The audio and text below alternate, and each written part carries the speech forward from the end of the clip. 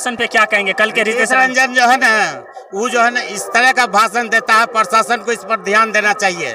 जब हम ट्रेन से जा रहे थे बाहर तो लोगों ने पूछा कि आप कहाँ के रहने वाले हो। हमने कहा सिमरी बख्तियारपुर के रहने वाले हैं।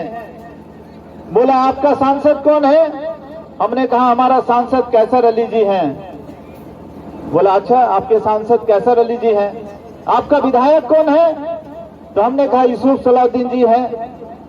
लोगों ने कहा इसका मतलब है कि आपका एरिया जो है अररिया किशनगंज साइड का एरिया है क्या, जहां सिर्फ जो है वही लोग रहते हैं जिसके कारण वहां एमपी और एमएलए वही है। तो हम आपसे आग्रह करना चाहते हैं कि क्या ये तीन महत्वपूर्ण पद, एक सांसद, एक विधायक और तीसरा जो ये चेयरमैन का चुनाव है, ऐसे महत्वपूर्ण पद को भी आप अगर उस झोली में देते हैं जो आज तक कभी न समाज सेवा का काम किया, न कभी एक कदम अपने घर से निकलकर किसी गरीब गुरुओं को देखने का काम किया, हमको लगता है कि बहुत ही दुर्भाग्य होगा सिमरी बख्तियारपुर का।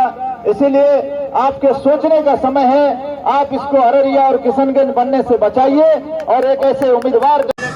दोस्तों, सिमरी बख्तियारपुर का नगर परिषद चुनाव चल रहा है और चेयरमैन का भी चुनाव है। साथ ही में हम आए हुए सिमरी बख्तियारपुर के वार्ड नंबर 6 में मौजूद हैं, जो डेहरी के पास है। और यहीं पे चाय दुकान के पास कुछ लोग हैं जो हम चुनाव के बारे में बताएंगे किस तरफ रुझान चल रहा है। हालांकि चेयरमैन का उम्मीदवार में से एक है जिनमें लोग देखते हैं कि उनको किस तरफ दे रहे हैं वोट। सबसे पहले क्या नाम है चाचा? जी, मेरा नाम मोहम्मद कलाम हुआ। कैसा है चुनाव का रुझान? किसको? रुझान तो बहुत अच्छा है, देख रहे हैं। चेयरमैन का उम्मीदवार के? चेयरमैन का उम्मीदवार तो मैं देख रहा हूँ कि हसन अली का जीत की परिणाम मिलेगा। आप सीधे बता रहे हैं कि हसन साहब निकलेंगे इंशाअल्लाह। अच्छा, मतलब जो है किशनगंज का इलाका, वहाँ ज़्यादातर अगर वहाँ से आते हैं तो एमपी और विधायक जो आते हैं तो मुस्लिम आते हैं। उन्होंने कहा है वो वोट मांगने के मतलब कि हिंदू मुस्लिम वोट हो जाए। जी, वो जात पात पे खेलना काट खेले, उस पर क्या आप कहेंगे? यहाँ जात पात करना है, हिंदू मुसलमान सब एकजुट बन के हसन साहब को वोट दे रहे हैं। एक ही कैंडिडेट सिमरी बख्तियारपुर के अंदर है जो ये 100% इसको वोट मिल रहा है। 90% इसको वोट चेयरमैन का मिल रहा है। किनको? हसन साहब को।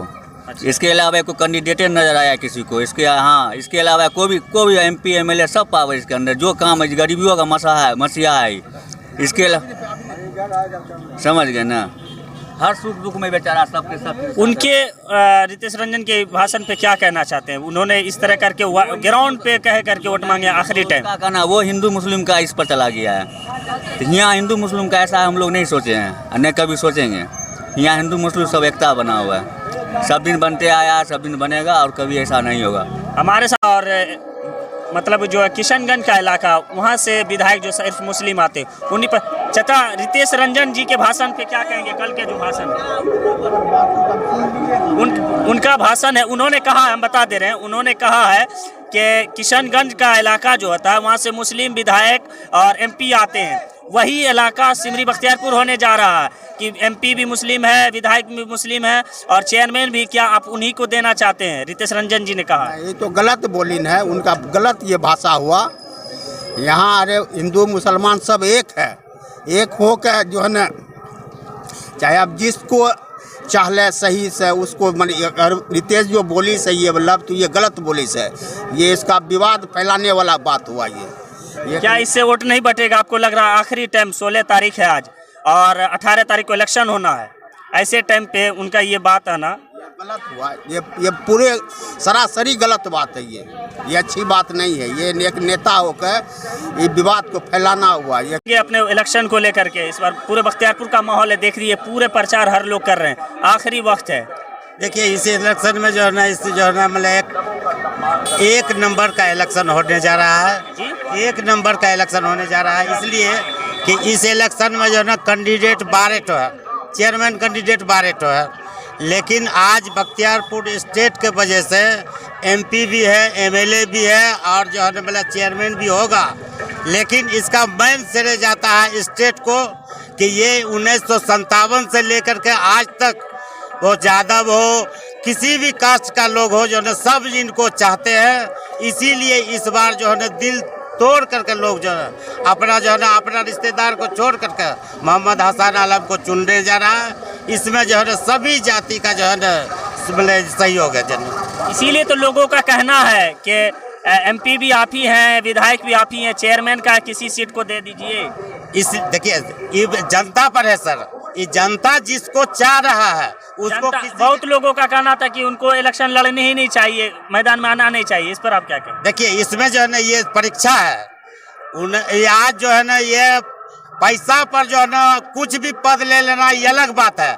आज हम सभी पब्लिकों के जो है हाथ में है उनको चेयरमैन बनाने का। अब पब्लिक जिसको अच्छा चाह रहा है मोहम्मद हसन आलम को, इसीलिए मोहम्मद पब्लिक हसन आलम को चुन रहे हैं। आप रितेश रंजन के भाषण पे क्या कहेंगे? कल के रितेश रंजन जो है ना वो जो है ना इस तरह का भाषण देता है, प्रशासन को इस पर ध्यान देना चाहिए। अगर प्रशासन ध्यान नहीं देते हैं तो आज फसल जिस तरह से विवादित बयान कर रहा है, कल को ये जो है ना बड़ा नुकसान करेगा।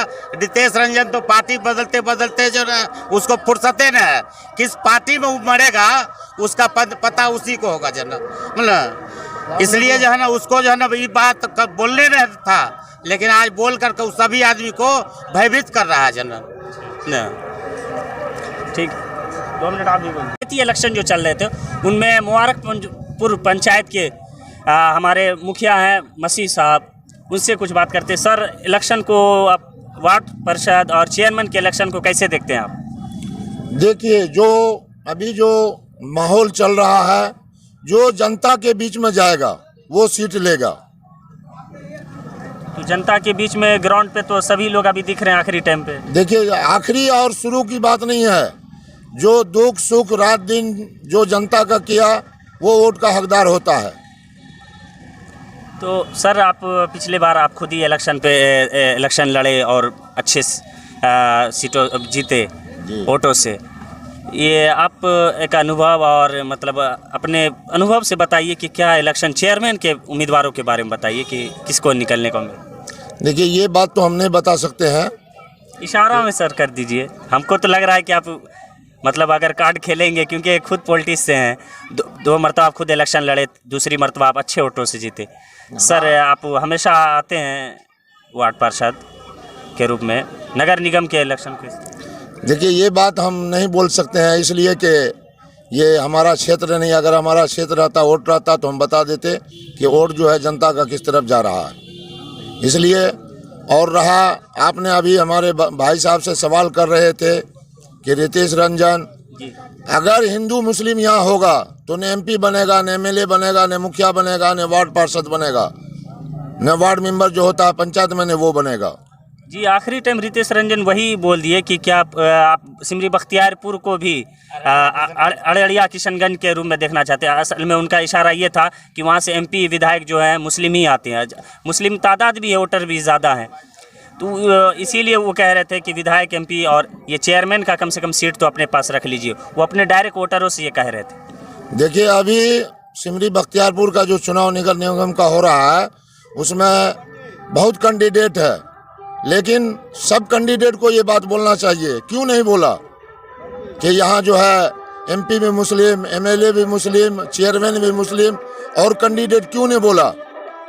ये यहाँ हिंदू मुस्लिम से वोट नहीं होता है। ये बख्तियारपुर का एक इतिहास है कि जो कैंडिडेट अच्छा काम करेगा उसको वोट मिलता है। दिनेश यादव यहाँ के जो है विकास पुत्र कहलाते थे और लोगों ने उनको एमपी भी बनाया, यहाँ से एमएलए भी बनाया। फिरोज आलम यहाँ के वर्तमान पूर्व मुखिया भी रह चुके थे। पूर्व मुखिया जी, थोड़ा जोर से। पूर्व मुखिया भी यहाँ पर रह चुके हैं। क्या इलेक्शन को देखते हैं, किस तरह देखते हैं आप? देखिए, इलेक्शन क्या देखिएगा, इलेक्शन देखिए होता है काम पे। और हसन साहब जो है 40 साल से यहाँ के आम जनता को रात दिन हो, 2 बजे रात में हो, वो इतिहास गवाह है कि सब लोग जानते हैं कि वो मेहनत करते हैं जनता के लिए। सभी लोग उनको वोट देना चाहिए। यहाँ पे जात पात की बात नहीं आना चाहिए। रितेश रंजन जी बात की है जात पात की, किशनगंज बन गया है या फारबिसगंज बन गया, ऐसी कोई बात नहीं है। सिमरी बख्तियारपुर रहेगा सर। सिमरी बख्तियारपुर का इतिहास ही है, आज से नहीं जमाना से। उनको कहने का मतलब था कि चेयरमैन का सीधे की मतलब अरे वो क्या बात करेंगे जब उनको कैसर साहब के लड़का जो यूसुफ सलाउद्दीन साहब हैं MLA, उनके साथ जब वो इलेक्शन फाइट किए तो जमानत जब्त हो गया, वो क्या बात करेंगे। वो अभी इलेक्शन जब उनको वोट नहीं मिल रहा है तो वो बौखला रहे हैं, कुछ से कुछ जो मुंह में आ रहा है वो बोल रहे हैं। ऐसी कोई बात नहीं है। हमारा जो भाईचारा है सिमरी बख्तियारपुर का, हिंदू मुसलमान का, वो है और रहेगा, इसमें कोई नहीं होगा। उन्होंने एक भड़काऊ भाषण दिया था, हिंदू मुसलमान करने का एक भड़काऊ भाषण दिया था। जबकि हिंदुस्तान में या बिहार में जब से पैदा हुए आज तक ना कोई आज तक कोई नेता हिंदू किया ना मुसलमान किया। ये जब से जिसका तो पहली बात तो ये हर पार्टी बदलता है। एक ऐसा नेता है कि आज तक एक बार पार्षद का चुनाव हुआ उसमें भी वो नहीं जीत पाया। तो ये हमको तो नहीं लगता है कि शायद कोई सा भी चुनाव जीत पाएगा। फिलहाल अभी 3 महीना पहले इनकी माता श्री या खुद ये खड़े हुए जिला परिषद में, इसमें भी पता नहीं हारे। ठीक है, तो जहाँ तक कि हम लोग की बात है, हम लोग आज तक ना हिंदू मुसलमान किए हैं और ना इंशाल्लाह कभी करेंगे और ना कभी करते हैं।